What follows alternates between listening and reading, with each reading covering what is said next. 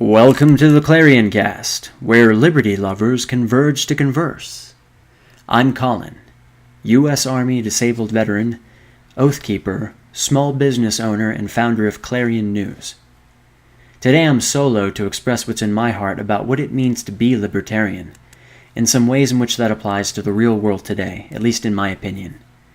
And many of you know that you don't really need to look any further than the Mises or the Bastiat Institutes in order to freely and prosperously plumb the depths of this whole topic. But this is just what's been put into my heart to share, so I do. To begin with, what does it mean to be libertarian? Libertarians are for the non-aggressive pursuit of individual freedom, liberty, and justice. We are for personal property, free markets, and limited government. So what does that actually mean? Your freedom is your right to not be unjustly incarcerated or killed by another person. Your liberties are the things you have a right to do with your freedom. Your property is what you come to justly own. A free market is an economic system in which prices are determined by unrestricted competition between privately owned businesses. This is essential to true capitalism. And because we've never in reality had a free market, we've never actually experienced a legitimate period of capitalism.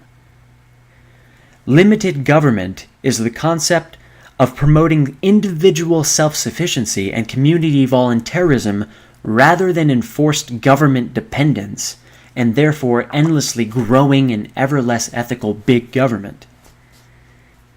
We believe in government that is strictly limited by the Constitution as written and ratified by that land's people.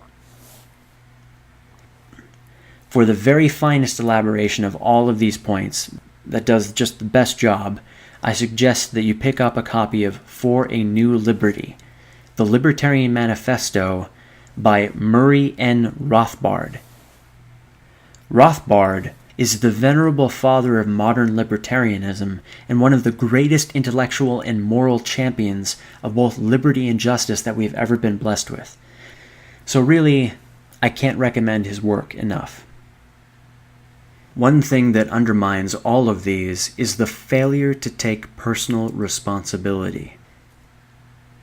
As Calvin Coolidge observed, "We demand entire freedom of action and then expect the government in some miraculous way to save us from the consequences of our own acts.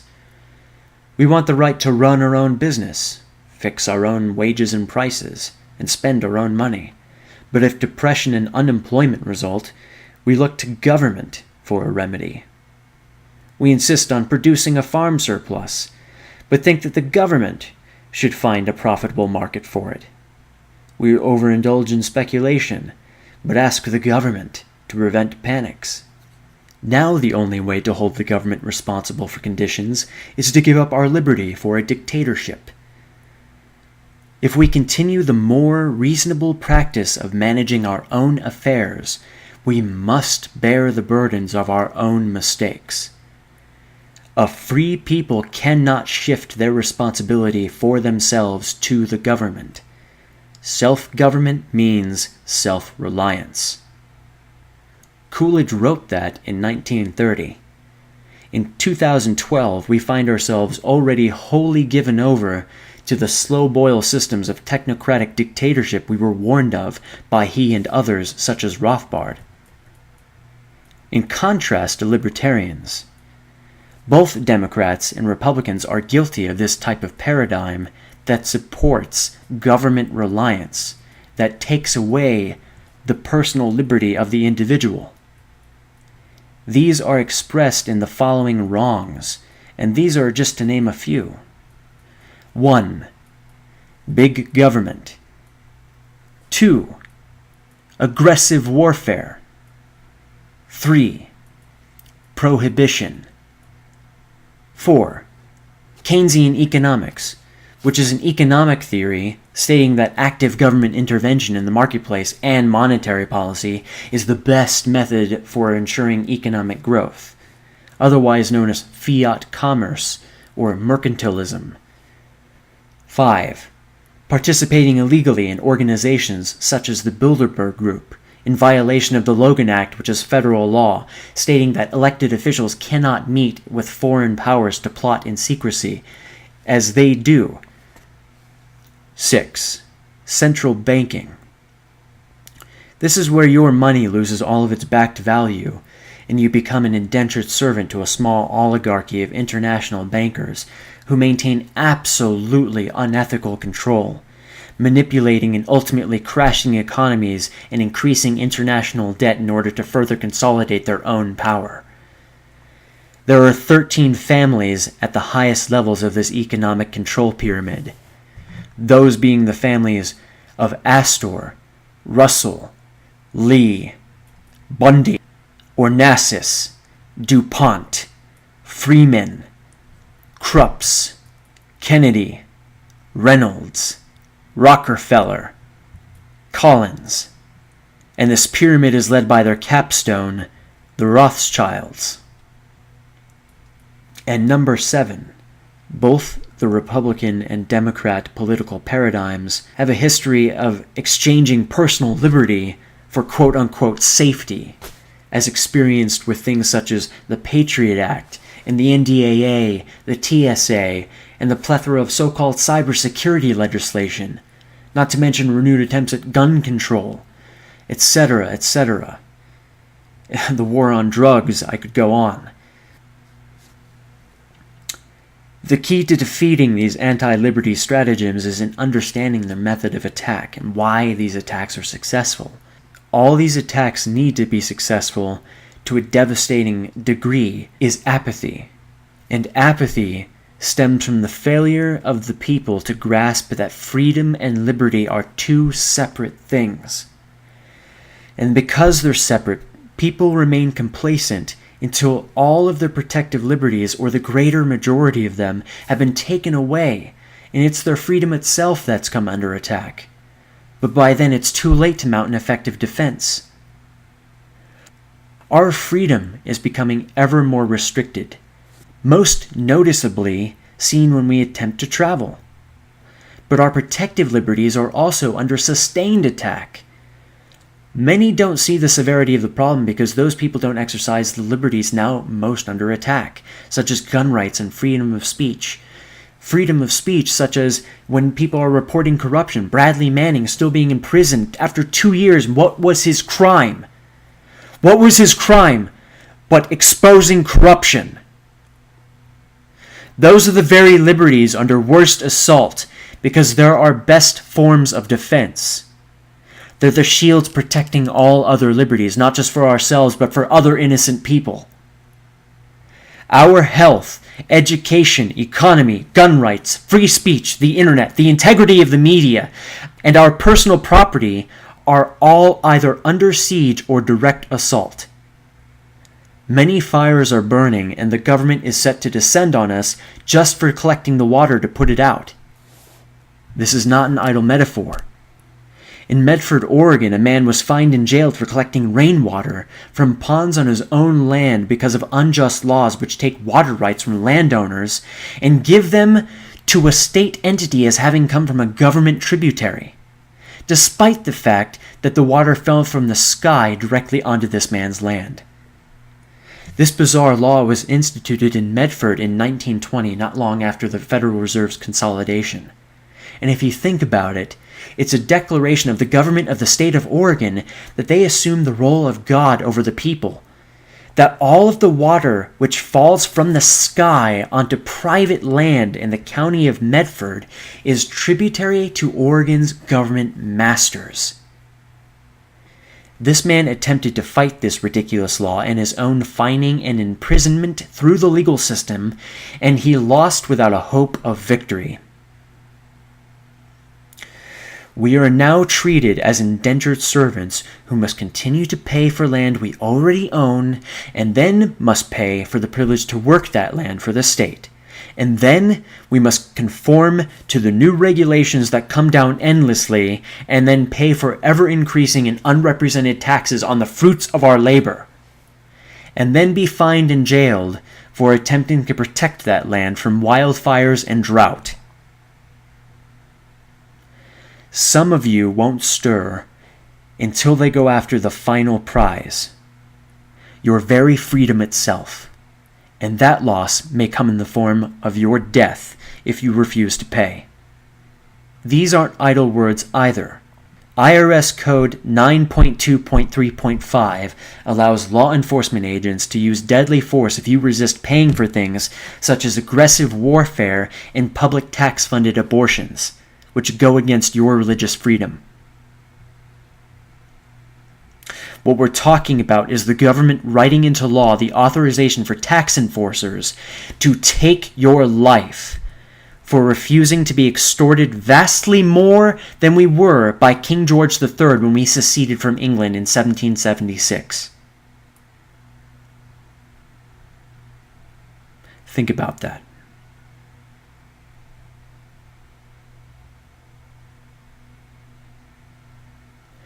Individual apathy is the inevitable precursor to subjugation on a national level. Know and preserve your rights. Jefferson once asked, "Can the liberties of a nation be thought secure when we have removed their only firm basis, a conviction in the minds of the people that these liberties are of the gift of God, that they are not to be violated but with his wrath? Is the state understanding a certain principle? A principle that in the minds of the people, true authority that cannot be whittled away by the sands of time is spiritual authority, and that all temporal authority that lasts stems from spiritual authority." What I see is a state moving in on God's rightful domain right after they've supplanted and denied him, and after they continue to trespass against him in all creation with things such as cross-species genetic modification of our food supply, and the executive and judicial branches putting themselves above the will of the people, with the rightful authority of the people being ceded to the United Nations. And consequently, we are now being told in the US that the American people take their orders from the rest of the world, the majority of which is filled with hatred towards us because of how completely we've been infiltrated by the enemies of liberty. We see record storm events, earthquakes, and other natural and man-made disasters. We see the height of treason in government displayed to the public openly, in a public too desensitized and to react to anything less than a full-scale, in-their-face, alien invasion.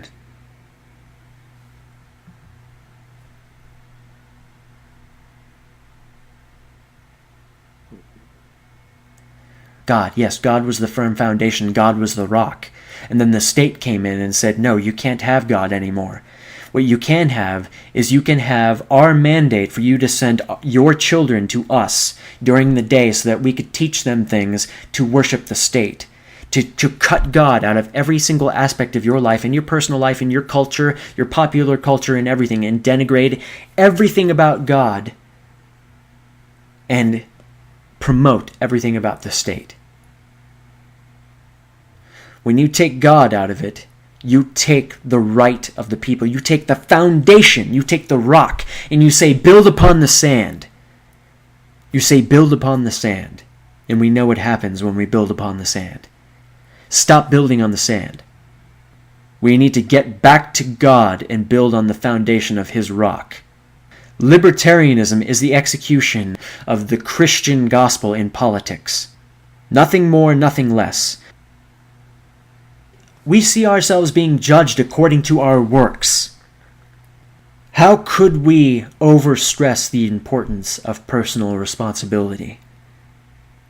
When you see corruption, start naming names and posting information for public displeasure to be expressed. Those people who post infographics of police brutality or FBI trespasses against liberties or congressional or judicial or etc., all of these injustices, you need to post the names of the people committing the crimes. You need to post their information of where they can be contacted, where they work, We need to flood them with hard copies that can't be so easily ignored or expunged from the record as digital information is. Who do you think started the Green Scare and the vilification of hard copies? So that people wouldn't flood them and the manifestation of the will of the people couldn't be made known so easily, and that it could be denied much more easily. We need to be able to flood them so that from the moment they get out of their vehicles to go to the Capitol, to wade through the physical manifestation of the displeasure of the people in the form of these hard copies, of the records, of the pictures that are being taken, of the videos, of everything, just print them out, send them out. They cannot deny them. Who do you think started the Green Scare? Once we regain our nations, we can plant fields of hemp, which produces higher quality fibrous materials than other crops, faster and much more plentifully in the same area of land. There was never a scare about producing textiles or paper or any of this nonsense. There was never any carbon footprint to producing hard copies. There was never a carbon worry in the first place, and any experienced gardener could tell you this. So start flooding the legislative branch with the proof of your displeasure. Stewards and guardians and watchers. Those who have sworn oaths to protect their people need to honor those oaths. They don't expire. What is an oath keeper exactly?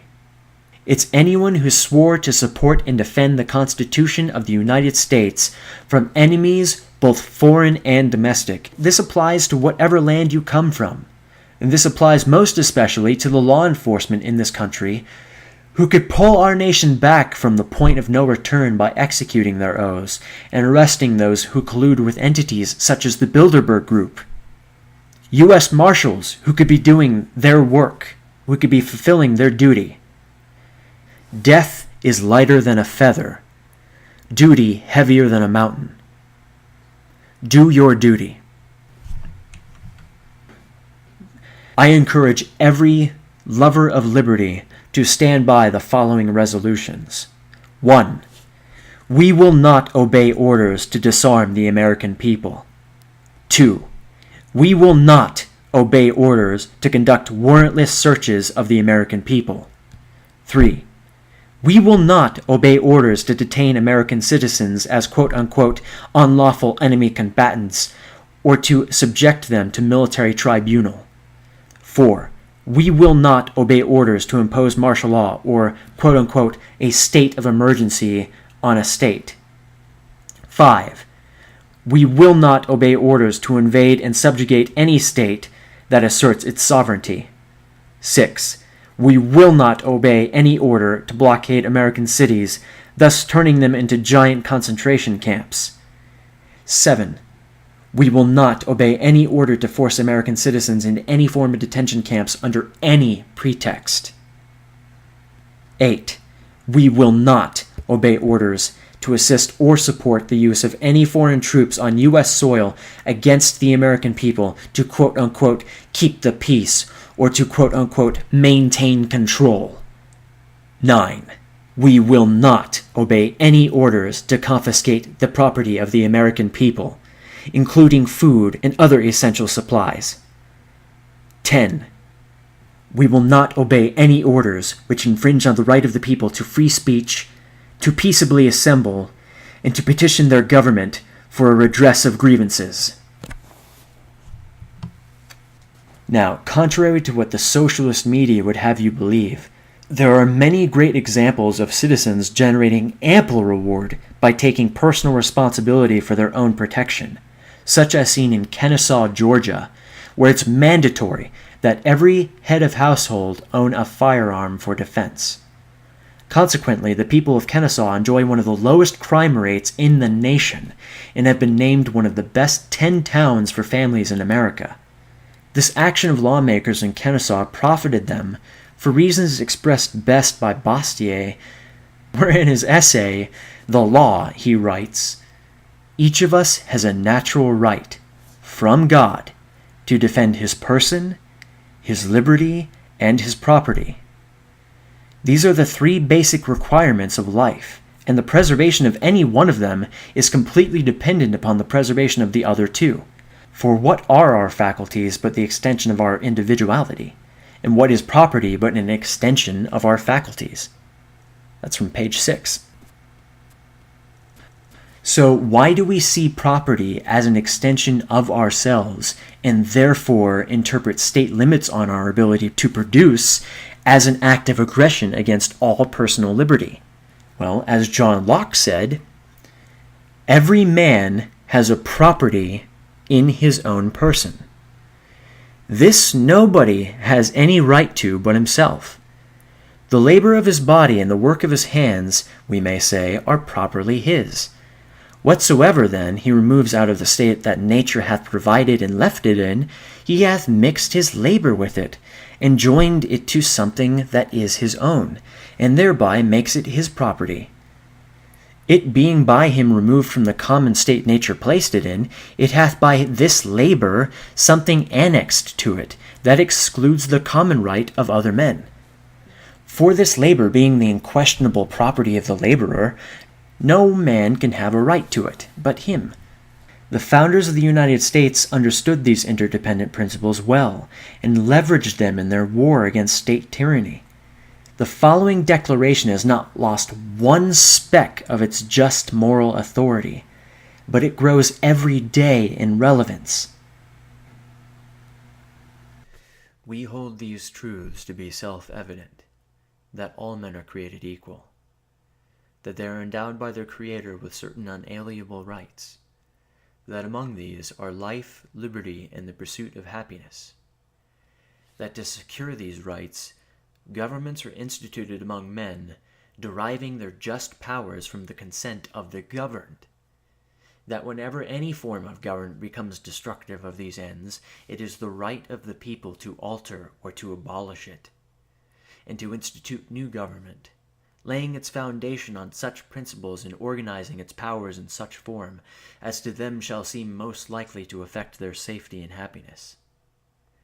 Prudence indeed will dictate that governments long established should not be changed for light or transient causes, and accordingly all experience hath shewn that persons are more disposed to suffer while evils are sufferable, than to right themselves by abolishing the forms to which they are accustomed. But when a long train of abuses and usurpations, pursuing invariably the same object, evinces a design to reduce them under absolute despotism, it is their right, it is their duty to throw off such government and to provide new guards for their future security. Hope you'll join us next time for a conversation between liberty lovers on the Clarioncast.